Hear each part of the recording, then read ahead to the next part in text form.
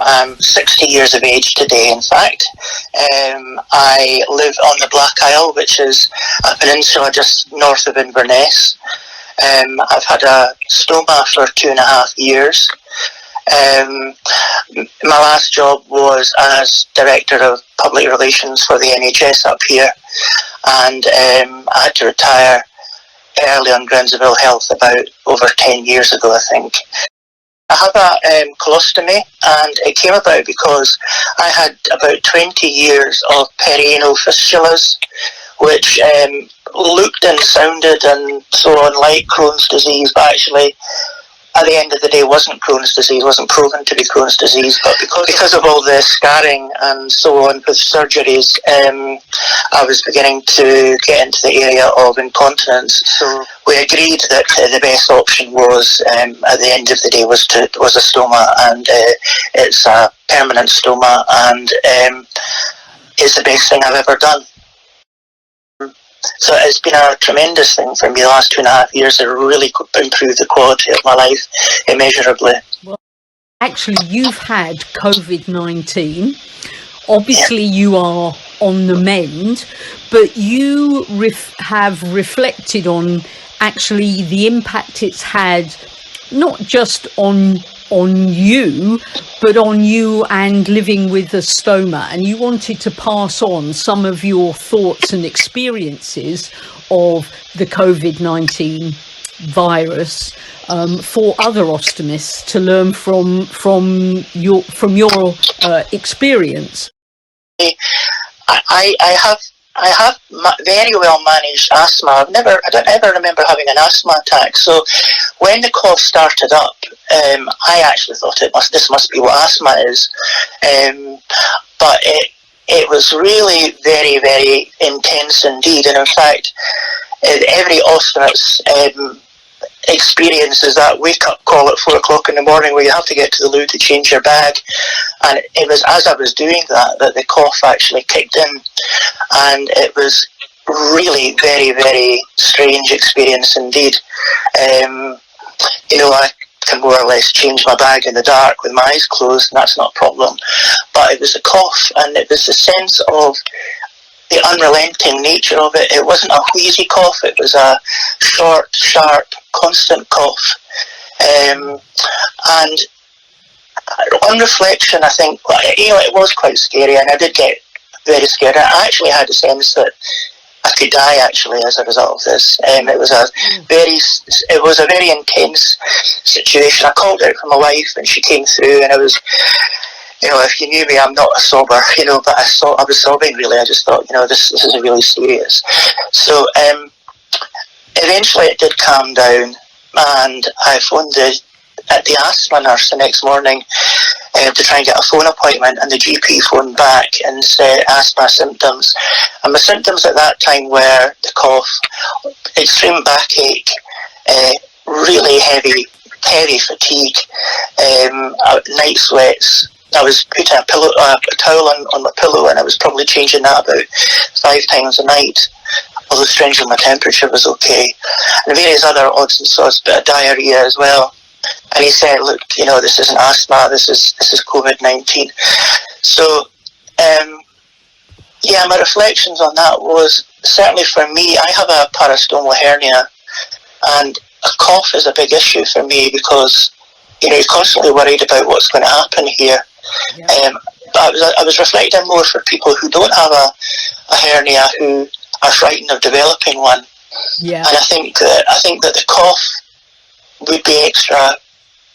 You'd have to be extra careful, I think, and be thinking about having the support garments and belts and things like that close to hand. So with this severe coughing, what you need to do is actually brace your abdomen. So use your hands across your abdomen, maybe with a pillow on your tummy, and actually brace so that you're supporting your abdominal muscles.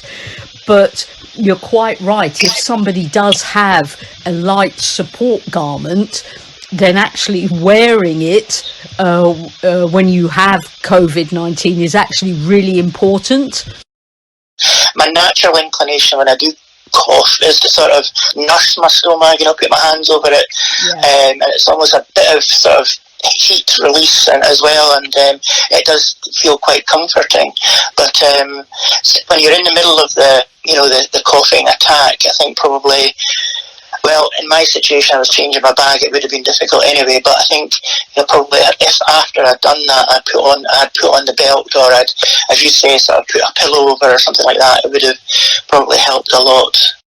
With or without a temperature, these night sweats, which can be associated with the COVID-19 virus, some people may be concerned about that actually causing their appliance not to adhere as well to their skin. So if they're feeling that they're very hot and sweaty, did you yourself notice any issue with the way that your pouch actually stuck to your skin? Not really.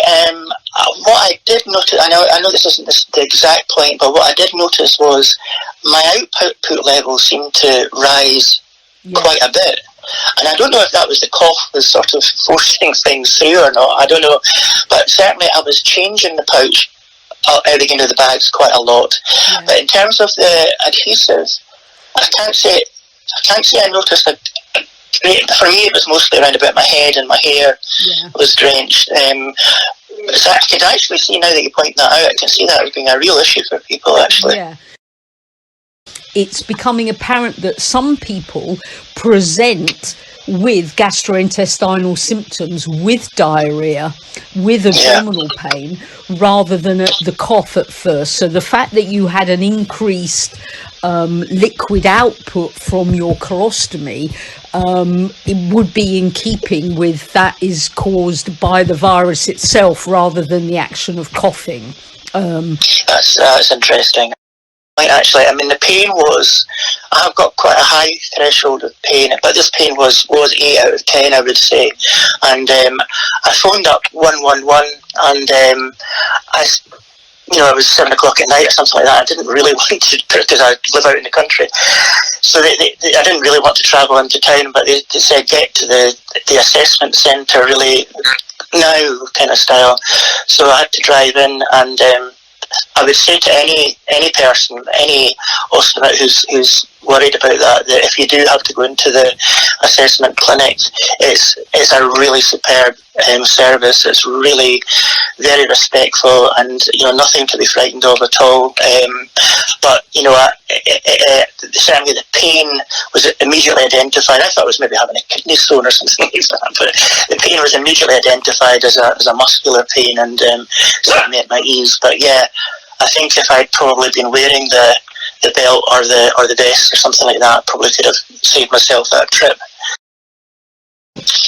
I noticed my appetite was less than it was, but I did force myself to eat as normally as I possibly could.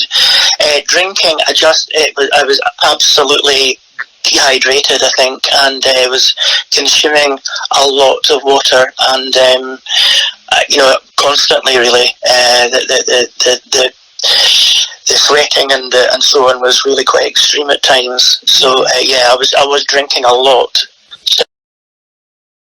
The other thing I'd like to touch on, of course, is that exercise is important for all of us. How have you managed to sort of build up and begin to feel like you can be slightly more active? I was really, really decked with the fatigue, and I knew that I had to do something. I knew I had to get around the garden and so on. So I went for gentle walks with the dog and so on. And she's an old dog like me, so she walks slowly, which was great. We both enjoyed that. But to give you one example, I had a hydrangea bush that was overgrown, so I tried to prune that back.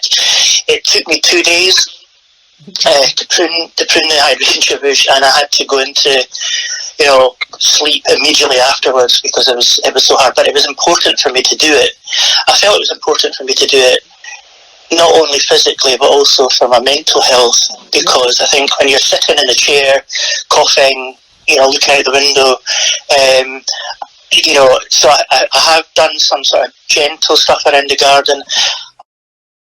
but I had to think, well, what's going to happen to me if I go into hospital? What happens if I become unconscious? What will the stoma nurses even be around? Have they been called into the? So there was a little bit there about planning ahead and saying, look, this could happen. So making sure that what I call my rescue pack was all packed up. So I had the extra bags and the extra, adhesive thing to remove the bags and so on. So it's a little bit about that, about thinking yourself into the future, which you hope won't happen, but it's worth doing it, I think. That for me, the mental health aspect of this, I'm the sort of person I like to sort of be as in charge of my condition as I possibly can. So I was listening to I was following someone on Twitter, Dr. Mannix. She's a palliative care doctor, and she was talking about, this is a time for you to have the conversation with your family about what you want, so from that point of view of actually having a conversation with Maggie and me about, do we want to go onto a ventilator, because everybody's talking about ventilators, and we both decided, no, actually we don't want to go onto a ventilator. So that helped my mental health, having that out of the way in a sense, that I'm in a bit of control should it happen.